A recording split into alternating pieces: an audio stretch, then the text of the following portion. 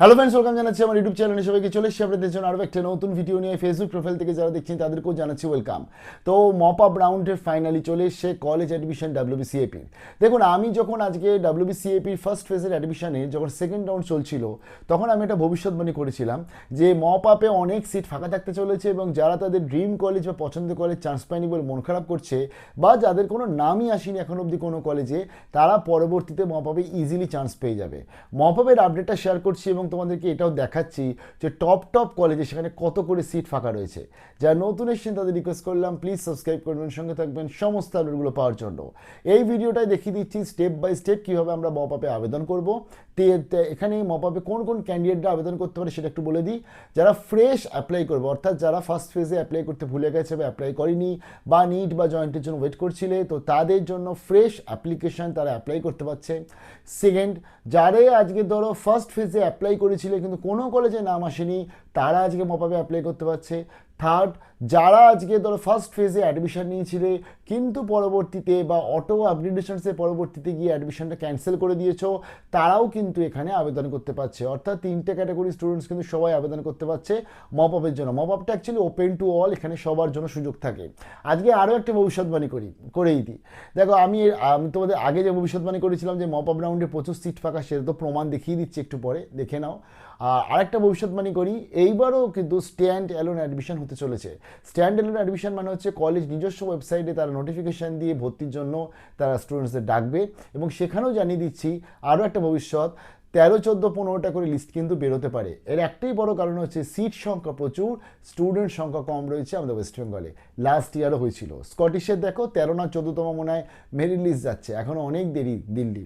তো চলো দেখে নিচ্ছি মপ আপ রাউন্ড কীভাবে দেখবো, তো স্টেপ বাই স্টেপ পুরো ভিডিওটা। ও মপ আপে আবেদনের জন্য আমি wbcap.in সেখানে চলে এসেছি, এবং চলে আসার পরবর্তীতে আমার কাছে ডেটসগুলো চলে এসছে। 7 তারিখ, আজকের থেকে 16 তারিখ অবধি এখানে ফর্ম ফিল আপ চলবে। তার পরবর্তী তোমাদের আসবে অ্যালোকেশন লিস্ট বা মেরিট লিস্ট আসবে, সেটা হচ্ছে 19 তারিখে, 19শে জুলাই, এবং 19 থেকে 22শে জুলাই তোমাদের ভর্তি হতে হচ্ছে। তারপরে ডকুমেন্টেশন ভেরিফিকেশান এবং তোমাদের ক্লাস শুরু হয়ে যাচ্ছে। এবং জানিয়ে দিই এখানে কারা কারা আবেদন করতে পারে অলরেডি তো বলে দিলাম আমি। ফ্রেশ অ্যাপ্লিকেশনরা যারা অ্যাপ্লিকেন্ট তারা আবেদন করতে পারছে।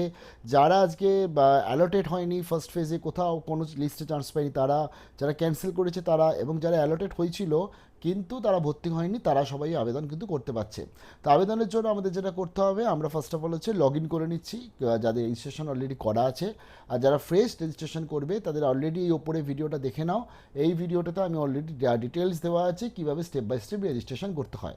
তো চলো আমি লগ ইন করে নিই বলছি। লগ ইন করে নিয়েছি। লগ ইন করে নেওয়ার পরবর্তী স্ক্রল ডাউন করে তলায় চলে এলাম। তলায় চলে এসে এই যেখানে দেখবে চলে আসবে তোমাদের ড্যাশবোর্ডে গিয়ে এই যে কোর্স অ্যান্ড রিসেন্ট কোর্স, এই যে ইনস্টিটিউশন সার্চ, তো এটা আমি ক্লিক করতে হচ্ছে। চলো এইভাবে ক্লিক করছি। জাস্ট প্রেফারেন্স লিস্ট অ্যাড করলেই মপ আপের অ্যাপ্লাই হয়ে গেল যারা এক্সিস্টিং অ্যাপ্লাই করবে। তো চলো একটু দেখি মপ আপে কীরকম সিট ফাঁকা রয়েছে, কিছু মিললো কিনা আমার সাথে। তো চলো বাই ডিস্ট্রিক্টটাকে আমি করে দিই by college. First of all আমি করি কলকাতার অন্যতম নামি কলেজ, সেখান থেকে শুরু করি চলো। তো এখান থেকে আমি পরপর নামগুলো একটু সিলেক্ট করে নিই। আচার্য প্রফুল্লচন্দ্র ধরো এইভাবে রয়েছে। পরপর আমি খুঁজছি কোন কলেজ, তোমরা নিশ্চয়ই বুঝে গেছো যে কলেজ অন্যতম গুরুত্বপূর্ণ। Yes, Ashutosh college. দেখি আশুতোষে কীরকম কী সিট ফাঁকা রইলো, কত স্টুডেন্টস ভর্তি হলো। অনেকে তো বলেছিল নাকি আশুতোষে আর সেকেন্ড লিস্ট আসবেই না। মাইক্রোবায়োলজিতে টোটাল কটা সিট ভ্যাকেন্ট রয়েছে? 50। টোটাল সিট কটা ছিল?